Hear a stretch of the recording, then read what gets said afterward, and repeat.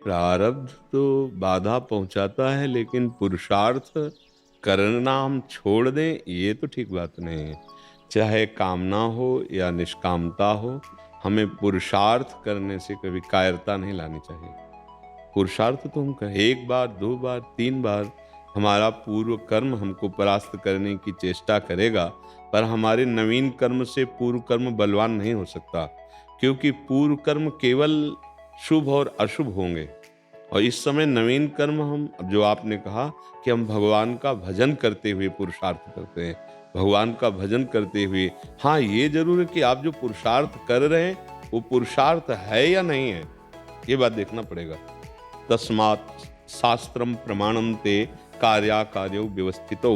वो शास्त्र प्रमाणित है कि मनमानी है, ये देखना होगा।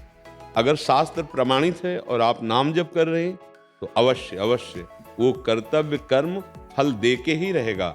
जब असत कर्म फल दे के रहता है तो सत्कर्म क्यों नहीं देगा? अगर हमारा पूर्व प्रारब्ध आकर के हमारे उस फल को अभी रोक दिया है, तो रोक दिया, नष्ट नहीं कर दिया है, आगे चल करके हमें मिलेगा।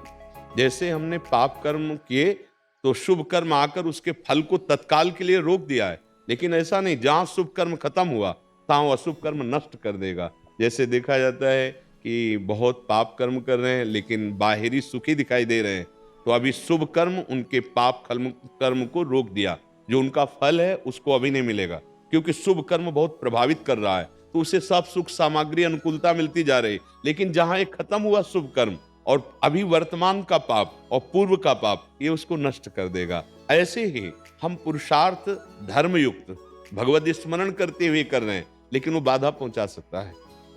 पूर्व का हमारा प्रबल पाप बाधा पहुंचा सकता है, लेकिन जब तक वो पाप कर्म हमारा भोग क्षय नहीं होगा, तब तक हम बैठे नहीं रहेंगे।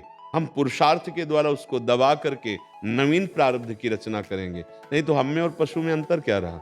केवल प्रारब्ध कर्म ही हमको परास्त करता रहे, तो फिर इस मनुष्य देह की दिव्यता क्या रही? मनुष्य देह की दिव्यता यही है, पूर्व प्रारब्ध को दबाकर नवीन प्रारब्ध की रचना करके हम भगवत प्राप्ति कर सकते हैं। और कामनाओं की तो पूर्ति तो बहुत छोटी मोटी बात है। हम अपने पुरुषार्थ से भगवत चिंतन करके, निरंतर भगवत चिंतन का अभ्यास करके भगवान को प्राप्त कर सकते हैं। तो फिर माया जनित कामनाएं हैं, यहाँ जितनी भी कामनाएं हैं वो तो माया जनित है, अवश्य पूर्ण होती हैं, पर हमें पुरुषार्थ में कायरता नहीं लानी कि एक बार हमें फल नहीं मिला तो दूसरी बार के लिए हम निरुत्साहित हो जाए। नहीं, हमें हर बार प्रयास करना है।